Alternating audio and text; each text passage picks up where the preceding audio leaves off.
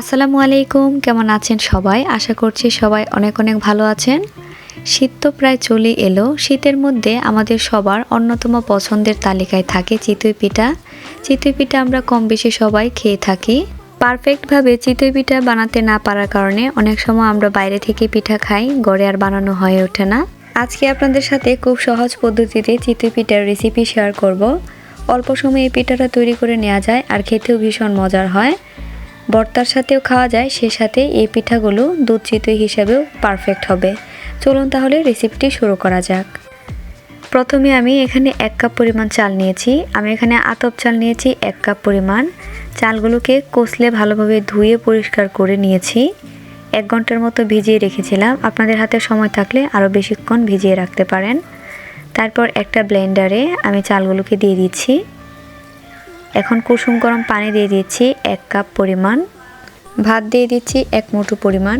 খুব বেশি পরিমাণ দেওয়া যাবে না, আমি অল্প পরিমাণে দিয়ে দিচ্ছি। এখন দিয়ে দিব লবণ, পরিমাণ মতো লবণ দিয়ে দিচ্ছি। রান্নার তেল দিয়ে দিচ্ছি 1 চা চামচ পরিমাণ। সব কিছু একসাথে খুব ভালোভাবে ব্লেন্ড করে নিব। একদম স্মুথ করে ব্লেন্ড করে নিতে হবে, হাতে যেন কোনো দানা না থাকে সেটা খেয়াল রাখবেন।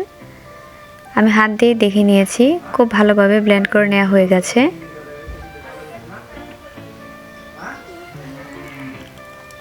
ভালোভাবে ব্লেন্ড করে নেওয়ার পর তারপর চামচ দিয়ে আরেকটু ভালোভাবে নেড়েচেড়ে নিতে হবে।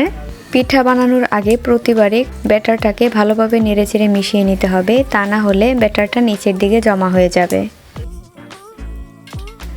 চুলাতে কড়াইটাকে খুব ভালোভাবে গরম করে নিয়েছি।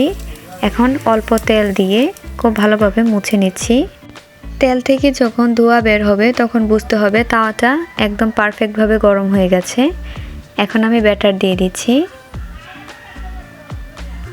এখন ঢাকনা দিয়ে 2 থেকে 3 মিনিটের মতো ঢেকে দিয়েছিলাম। তারপর উঠিয়ে নিয়েছি। দেখে নিশ্চয়ই বুঝতে পারছেন পিঠাগুলো কতটা ফুলকো হয়েছে। অসংখ্য ছিদ্রযুক্ত হয় পিঠাগুলো। দেখতে যতটা সুন্দর, খেতেও কিন্তু মাশাআল্লাহ অনেক মজার হয়।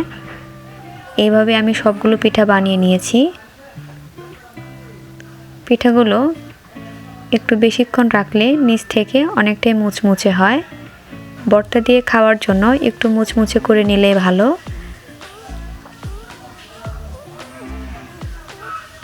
দেখে নিশ্চয়ই বুঝতে পারছেন পিঠাগুলো কতটা পারফেক্ট হয়েছে।